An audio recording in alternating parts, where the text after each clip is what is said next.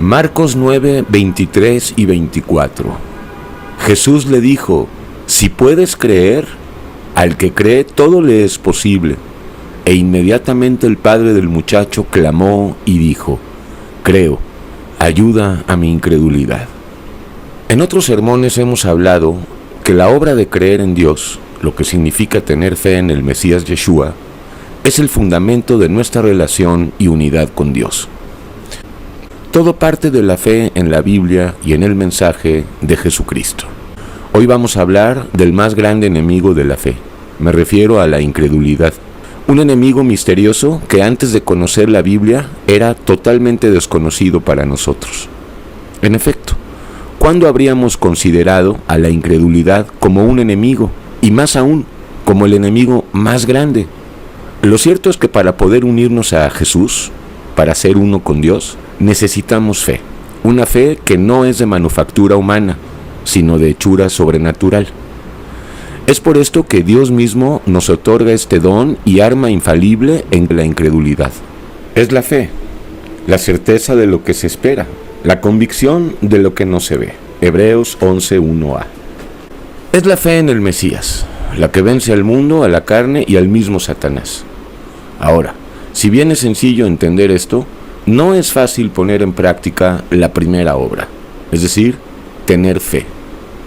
Juan 6, 28 y 29. Entonces le dijeron: ¿qué debemos hacer para poner en práctica las obras de Dios? Respondió Jesús y les dijo: esta es la obra de Dios, que creáis en el que Él ha enviado. Todo comienza con creer como los niños. Creer en que el Mesías es Dios manifestado en carne, que cumplió la ley por nosotros y que venció, por medio de su muerte y resurrección, al pecado, a la muerte y a Satanás. Creer en Jesús es más que esto. Sin embargo, esta es la base de la fe en el Mesías. Lo cierto es que Satanás tiene a su mando un león feroz y feraz, a un monstruo hambriento, a un flechero y cazador que se llama incredulidad. Se trata de un espíritu de enorme poder destructivo, más que cualquier otro demonio. Su cometido es doble. Por un lado, que no creamos en Jesús y en la Biblia. Y por el otro, si ya creímos en Dios, robarnos la fe. Tal es su cometido. Ciertamente la fe es poderosa, al grado de que con ella no solo podemos mover montañas espirituales, esto es someter a los pecados, sino que además por medio de ella podemos llegar en la oración hasta el tercer cielo, hasta el mismo trono de gracia. Sin embargo, al mismo tiempo la fe es frágil y delicada. Basta la incredulidad para que se esfume y se pierda. El título y tema de este sermón es la incredulidad, el primero y más grande de todos los pecados. Veremos dos casos bíblicos de incredulidad y por lo mismo de fe. Un caso de derrota y otro de victoria. Recordemos que siempre que hablemos de incredulidad, estamos hablando también de su contrapunto, es decir, de la fe. Partimos de la premisa de que la incredulidad es un demonio que se manifiesta en nosotros por medio de la criatura vieja. Esto es, por medio del corazón y la mente, ambos pervertidos y vendidos al pecado.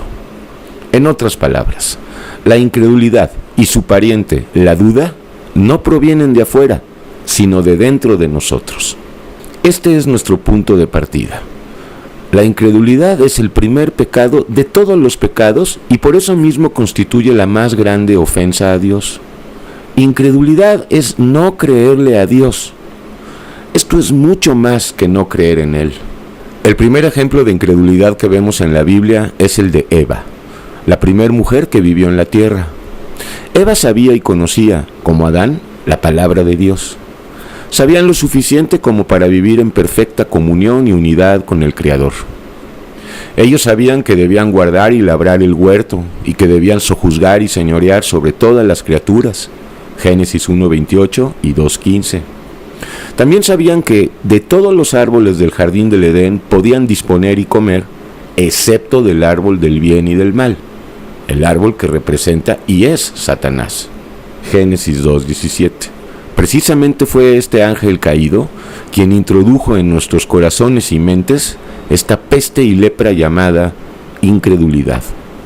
Fue Satanás quien habló al oído de Eva, cuestionando y riéndose de las órdenes que Dios le había dado en ese momento a la primer pareja humana. En pocas palabras, guardar y labrar el huerto, juzgar a todas las criaturas y abstenerse, so pena de muerte, del árbol del bien y del mal. Pese a todo, Satanás entró en contacto con Eva a través de un diálogo. Sí, por medio de una simple plática o charla, el diablo sedujo a Eva, llevándola en pocos minutos al primero y más grande de los pecados, la incredulidad hacia Dios y a su palabra. Escuchemos cómo dentro del diálogo entre el diablo y Eva, es ella misma quien ingenuamente le revela la palabra de Dios. Génesis 3, 2 y 3.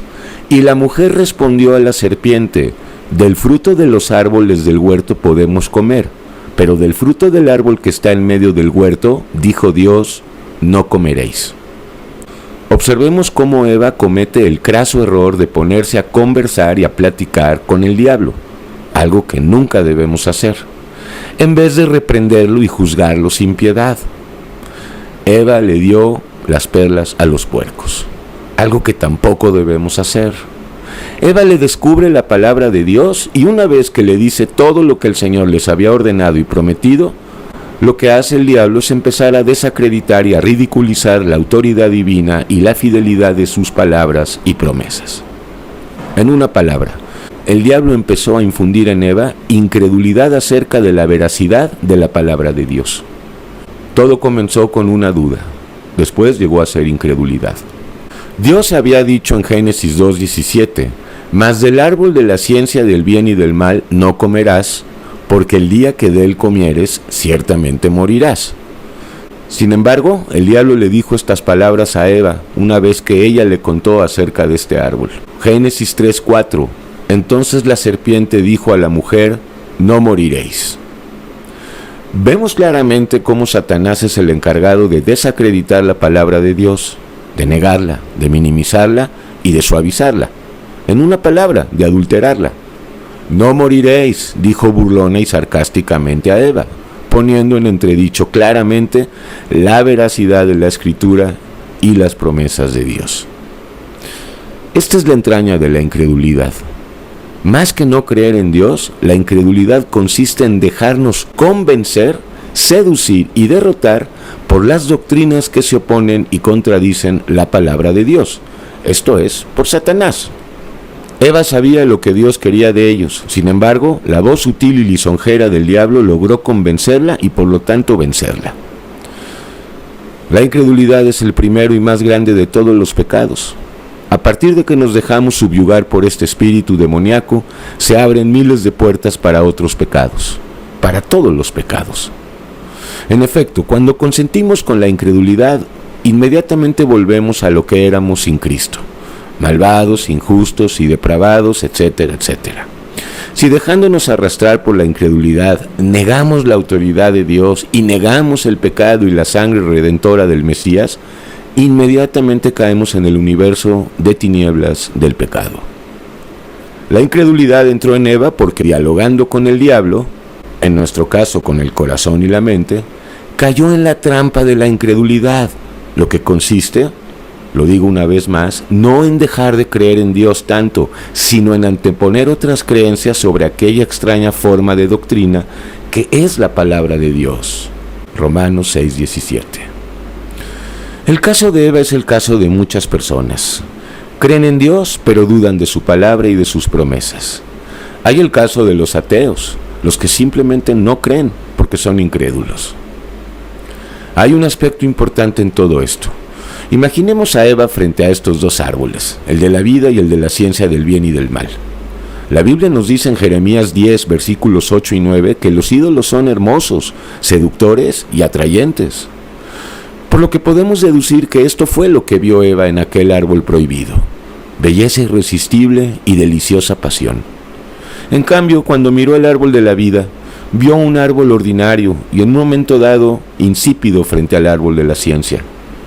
Son dos árboles y lo sabemos, uno es el diablo y el otro es Yeshua. Lo cierto es que en todo momento nos encontramos frente a estos dos árboles distintos y antagónicos entre ellos.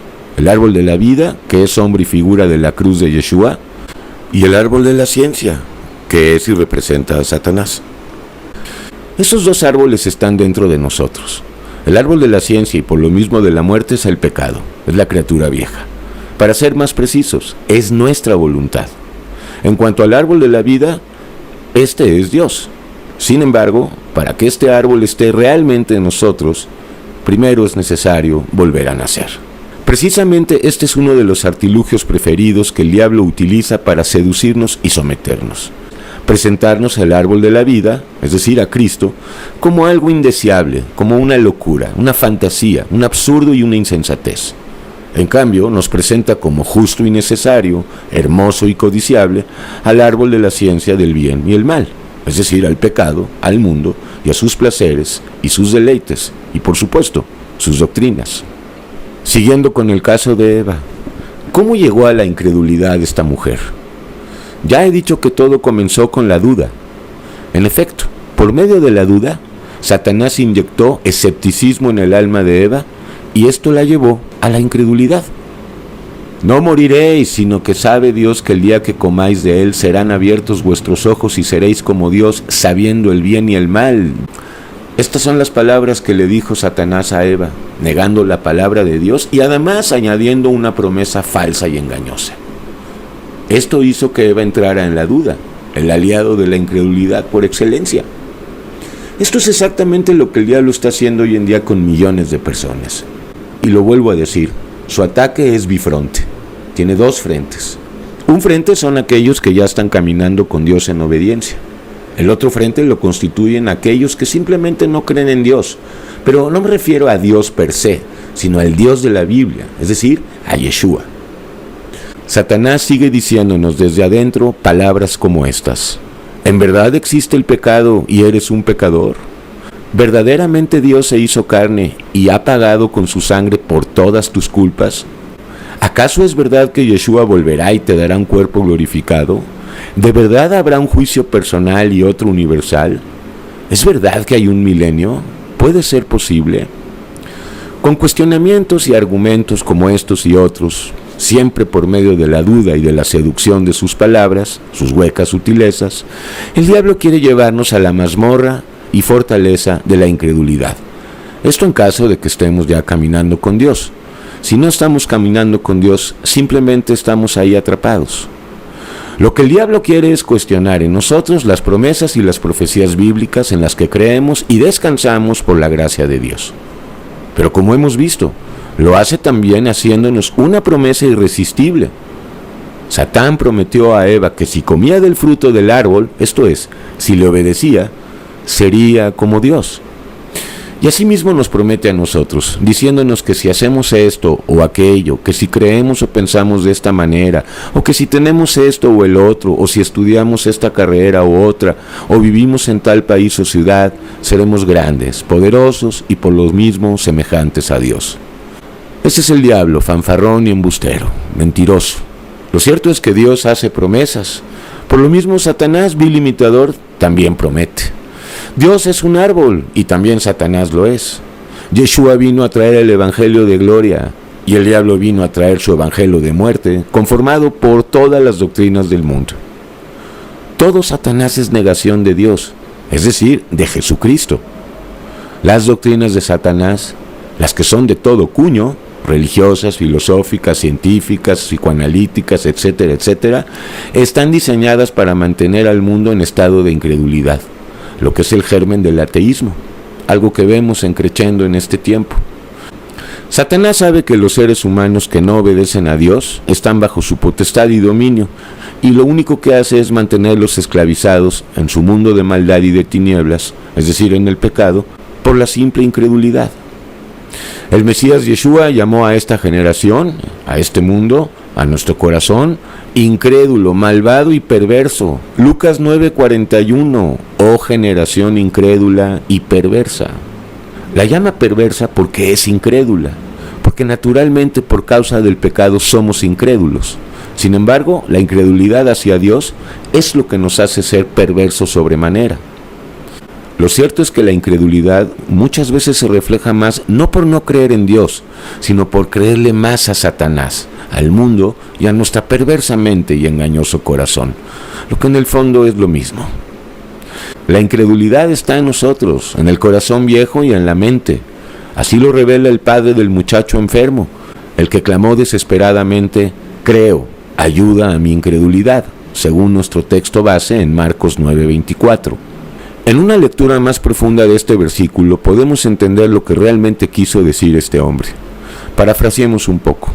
Lo que quiso decir este padre acongojado es esto: Señor, dame fe para poder vencer a la incredulidad que hay dentro de mí a causa de mi pecado. Oh Señor, dame fe para poder creer en ti. Si de esta manera le pidiéramos a Dios, si de esta manera oráramos, hace mucho tiempo estaríamos viviendo en el poder de la fe y del amor que hay en Dios. Nuestro segundo ejemplo de incredulidad, pero esta vez vencida, es Abraham. Pablo habla sublimes palabras acerca de este gigante y paladín de la fe. Escuchemos. Romanos 4, 18 al 20. Él, Abraham, creyó en esperanza contra esperanza, para llegar a ser padre de muchas gentes, conforme a lo que se le había dicho: así será tu descendencia.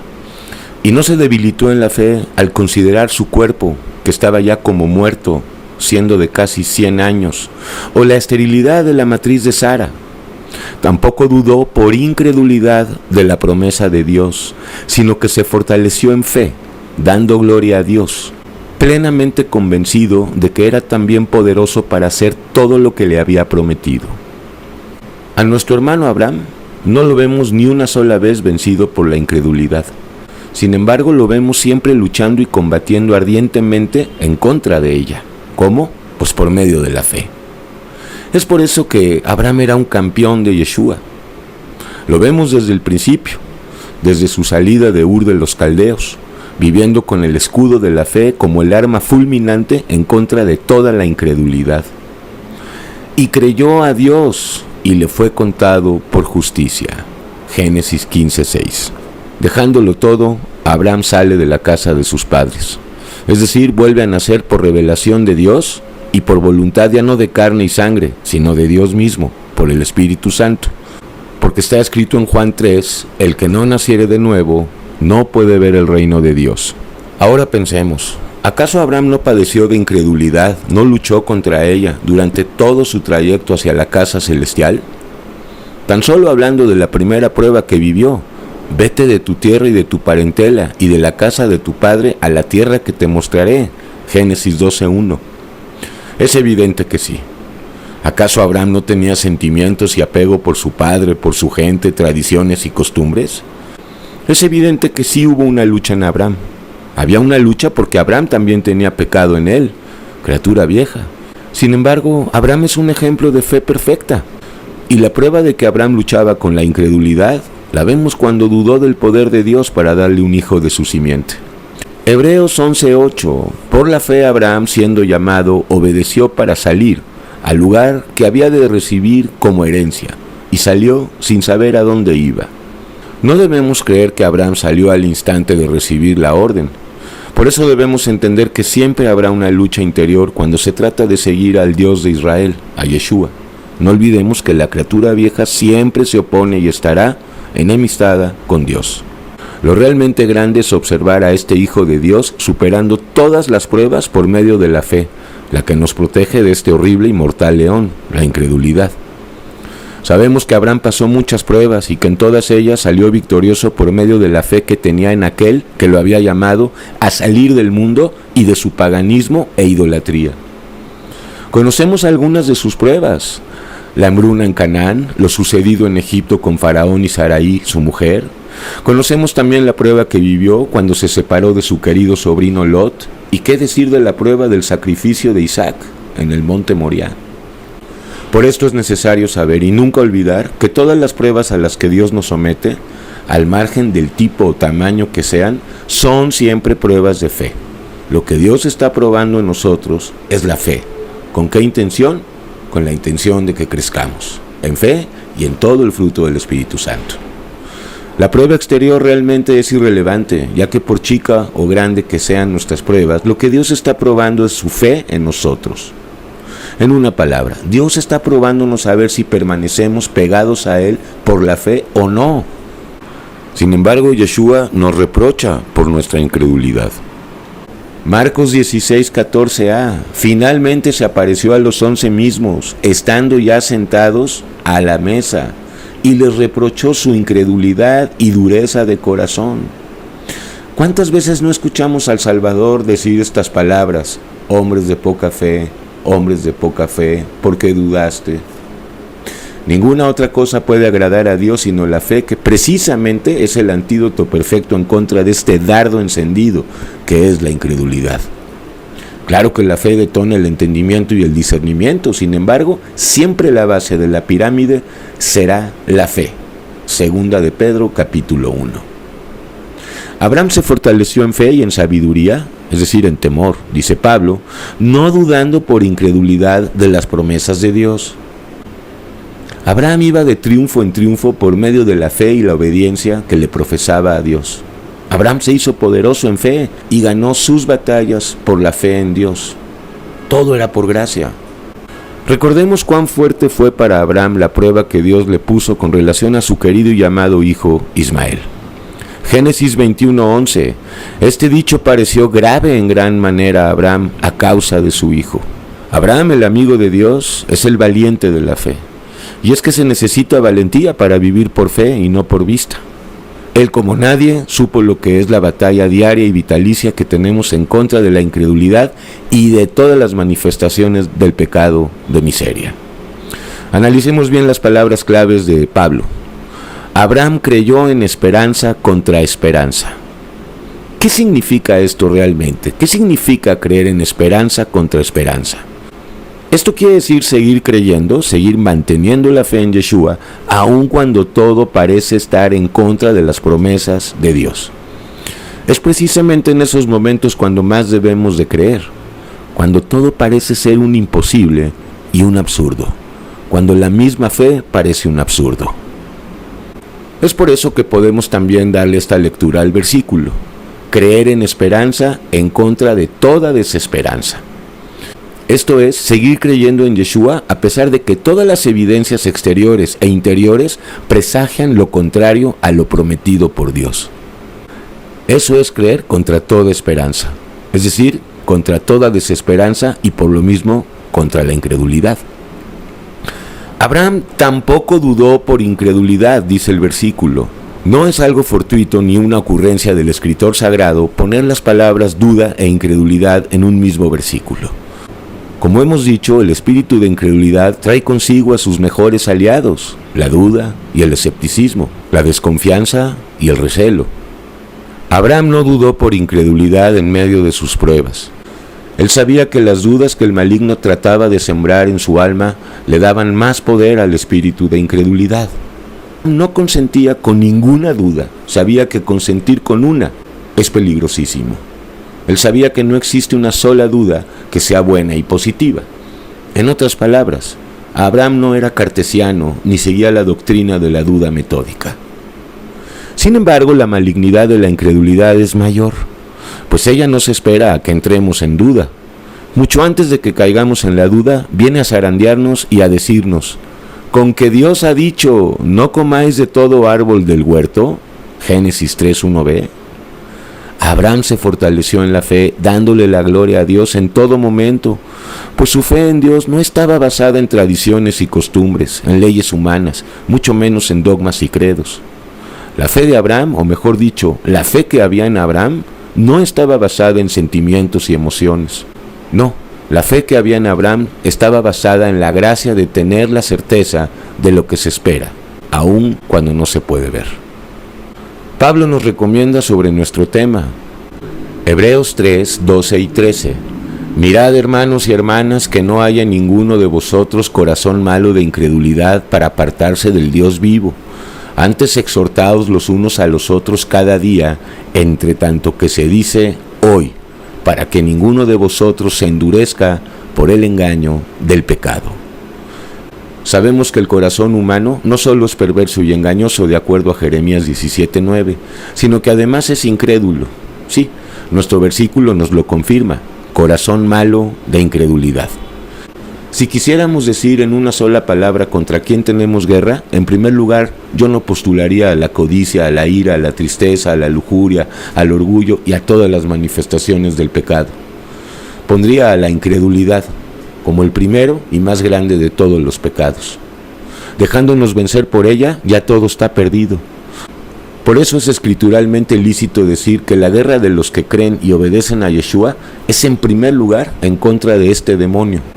Es significativo y revelador lo que anuncia el libro de Apocalipsis en el capítulo 21, versículo 8, acerca de los incrédulos, es decir, acerca de la incredulidad. Sencillamente se les excluye del cielo y son los primeros en ir al lago de fuego y azufre. Pero los cobardes e incrédulos, los abominables y homicidas, los fornicarios y hechiceros, los idólatras y todos los mentirosos tendrán su parte en el lago que arde con fuego y azufre, que es la segunda muerte. Veamos cómo a los primeros que menciona este solemne y serio versículo es a los cobardes e incrédulos.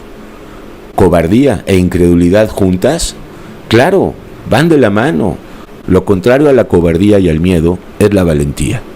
Es decir, la valentía que Dios nos da para creer y tener fe en Él por encima de toda la incredulidad que sale de la criatura vieja y de este mundo perverso. Los cobardes, de acuerdo a este texto, no son los cobardes según el mundo, sino según la Biblia, esto es, los que no creen en Dios. Cobardía, según la Biblia, es dejarse vencer y arrastrar por el espíritu y pecado de incredulidad. Somos cobardes y pusilánimes cada vez que nos dejamos abatir y vencer por el espíritu de incredulidad. Si caemos en ella, el primer pecado de todos, necesariamente somos lo que dice el versículo: abominables, homicidas, fornicarios, hechiceros, idólatras y mentirosos. ¿Acaso no es esto verdad? Conclusión. Es lamentable que estemos perdiendo todo por nada. Nada molesta más a Dios que el pecado de la incredulidad. Es decir, no creer en Él dejándonos vencer por la incredulidad, es decir, por Satanás. No hay enemigo que Jesucristo no haya vencido en su muerte y resurrección. No existe pecado, salvo el pecado contra el Espíritu Santo, por el cual no haya pagado el Mesías en la cruz del Calvario. La guerra contra la incredulidad será hasta el fin, pero debemos saber esto, que por ser incrédulos y cobardes para creer y predicar la palabra de Dios, no solo siguen perdidas miles y miles de almas, de seres humanos en este mundo de desolación y de maldad. Además estamos obstruyendo nosotros mismos para que Dios, el Mesías, se revele con poder y gloria en cada uno de nosotros. Escuchemos la razón de por qué estamos tibios, sin el poder de lo alto manifestándose en nosotros. Mateo 13:58. Y no hizo allí muchos milagros a causa de la incredulidad de ellos. Como en el caso del miedo y de todas las expresiones de la criatura vieja, el pecado no consiste en experimentar incredulidad, sino en dejarnos vencer por ella. Terminemos con la gran lección que Dios le dio a Tomás, el que ha pasado a la historia con el lamentable y infortunado mote de el incrédulo. Pero Tomás, uno de los 12, llamado Dídimo, no estaba con ellos cuando Jesús vino. Le dijeron pues los otros discípulos: al Señor hemos visto. Él les dijo: si no viera en sus manos la señal de los clavos, y metiere mi dedo en el lugar de los clavos, y metiere mi mano en su costado, no creeré. 8 días después estaban otra vez sus discípulos dentro, y con ellos Tomás. Llegó Jesús estando las puertas cerradas, y se puso en medio y les dijo: paz a vosotros. Luego dijo a Tomás: pon aquí tu dedo y mira mis manos, y acerca tu mano y métela en mi costado, y no seas incrédulo, sino creyente. Entonces Tomás respondió y le dijo: Señor mío y Dios mío. Jesús le dijo: porque me has visto, Tomás, ¿creíste? Bienaventurados los que no vieron y creyeron.